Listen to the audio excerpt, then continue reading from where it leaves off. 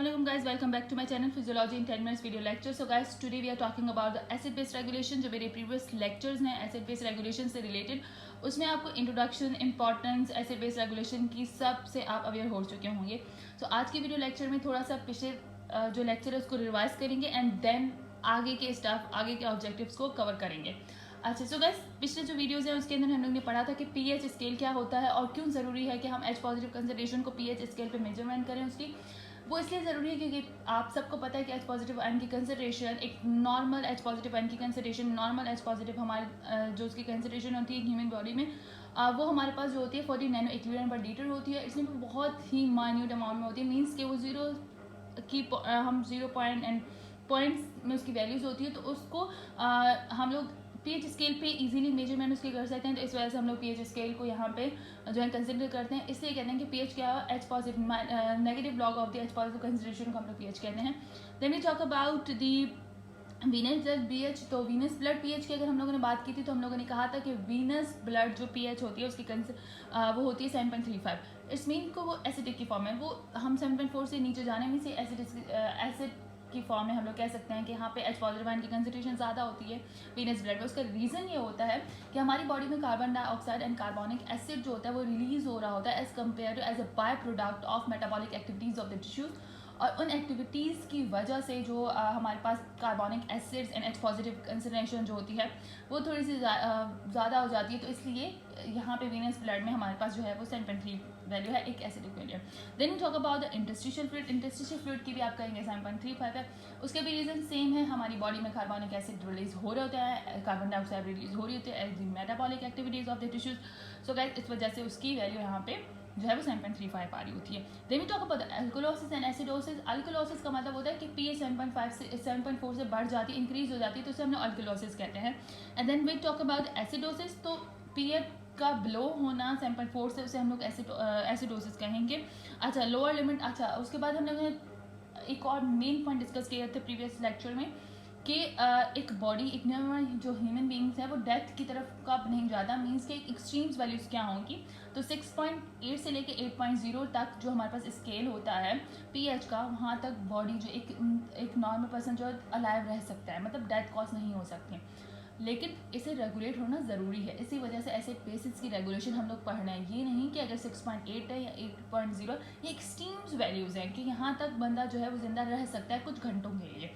लेकिन इसकी रेगुलेशन बहुत ज़रूरी हो जाती है इन कॉन्सेप्ट्स के हिसाब से. अच्छा गाइस, अब हम लोग पढ़ेंगे जो आज हमारा एक्चुअल का लेक्चर है. डिफरेंट फ्लूइड्स की हम लोग जो है बात करेंगे, उनकी कंसिडरेशंस की बात करेंगे, उनकी और उनकी जो वैल्यूज़ है उनके बारे में बात करेंगे. तो हम लोगों ने इंटरसेलुलर की अगर पीएच हम लोग देखें तो वो भी लेस देन प्लाज्मा की, जो ब्लड प्लाज्मा है उससे कम ही होती है. और उसको रेंज किया जाता है 6.0 से लेके 7.4 के दरमियान में कोई भी वैल्यू हो सकती है. मीन्स कि ये भी हमारे पास एसिड की तरफ चली जाती है. मीन्स कि यहाँ पे भी बायोकार्बोनेट एच पॉजिटिव कंसंट्रेशन ज़्यादा होगी. सेम रीज़न होगा because the metabolism of the sales produce acid specially carbonic acid. ठीक है, इसको बार बार गाइटन ने इस चीज़ को डिस्क्राइब किया है. तो इस मीन्स इंपॉर्टेंट है. शायद कहीं पे कोई हमसे पूछ भी ले कि भाई हमारे पास अगर पीएच, एक इंट्रासेलुलर फ्लूइड की जो पीएच है वो ब्लड प्लाज्मा से क्यों कम होती है, तो हम लोग सिंपली उसको जवाब दे सकते हैं कि भाई क्योंकि हमारी बॉडी के अंदर मेटाबॉलिज्म हो रहा है, मेटाबॉलिज्म की एक्टिविटीज़ हो रही है. मेटाबॉलिक जो भी एक्टिविटीज़ होती है उनका बाय प्रोडक्ट जो है वो कार्बोनिक एसिड होता है और यहाँ पे उसकी कंसंट्रेशन ज़्यादा हो जाती है. तो इसकी वजह से यहाँ पे एसिडिक की तरफ ये पीएच चली जाती है. देन उसके बाद हाइपोक्सिया ऑफ टिश्यूज़ की वजह से भी कह सकते हैं. देन पुअर ब्लड फ्लो होता है, उसकी वजह से भी हमारे पास एसिडिक की तरफ चली जाती है. कुछ कॉजेज हैं जो इंट्रासेलुलर फ्लूइड से रिलेटेड हमारे जो है वो गाइडन में बार बार डिस्क्राइब किए गए हैं.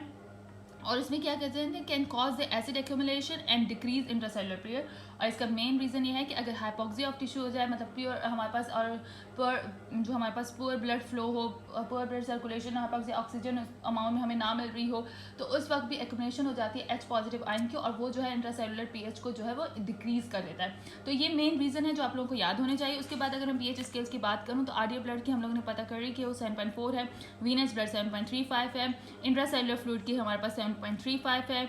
उसके बाद इंट्रासेलुलर फ्लूइड जो है वो 6 से लेके 7.4 है. इंटरस्टिशियल फ्लूइड जो है वो 7.35 है, यूरिन 4.5 से 8.0 है, और गैस्ट्रिक HCl जो है वो 0.8 है। यहाँ पे गाइस हमने ब्लड प्लाज्मा की नॉर्मल pH भी हम लोगों ने पता चल गया, इंट्रासेलुलर, इंटरस्टिशियल, इन सब फ्लूइड्स की पता चल गई। मेन यहाँ पे यूरिन है। अब हम लोग रीनल मॉड्यूल जब भी पढ़ते हैं तो यूरिन तो भाई it's important part of it, क्योंकि यूरिन की फॉर्मेशन हो रही होती है, फिर acidic urine, concentrated urine, diluted urine, ये सारी चीज़ें हम लोग बेसिक यूरिन, इन सब कॉन्सेप्ट को आगे चल के बहुत ज़्यादा क्लियर किया जाता है कि ये क्यों ज़रूरी होता है हमारी बॉडी के लिए।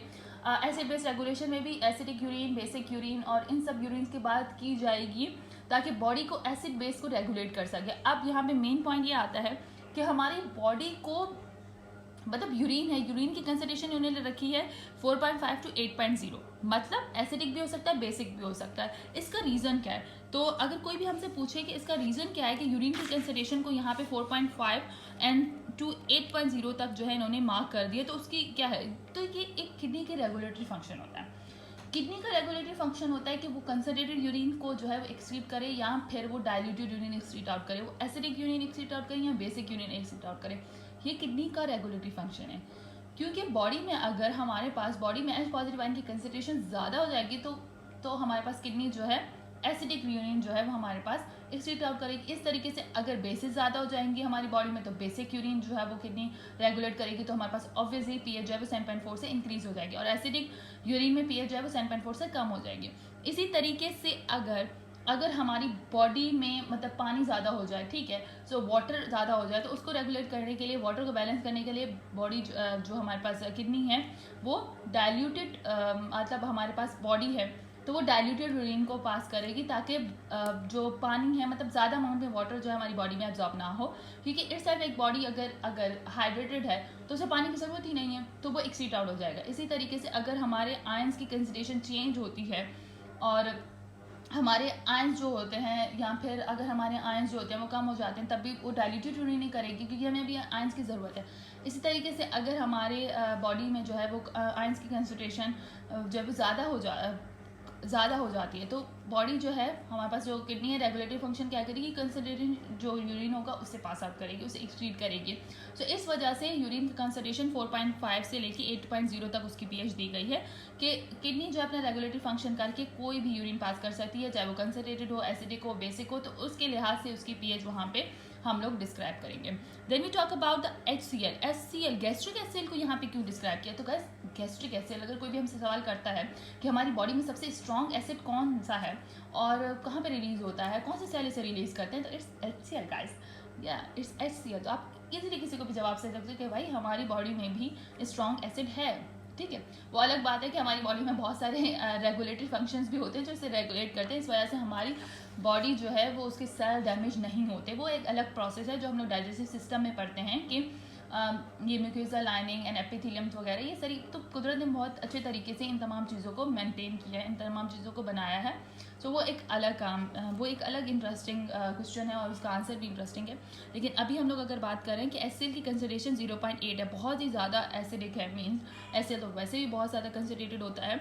सो इसकी क्या है कि हमारी बॉडी में कौन सी एग्जाम्पल है, तो गाइडर ने इसको इस तरीके से डिस्क्राइब किया, an extreme example of an acidic body fluid is the HCl secretion secreted into the stomach by the oxyntic parietal cells of the stomach mucosa.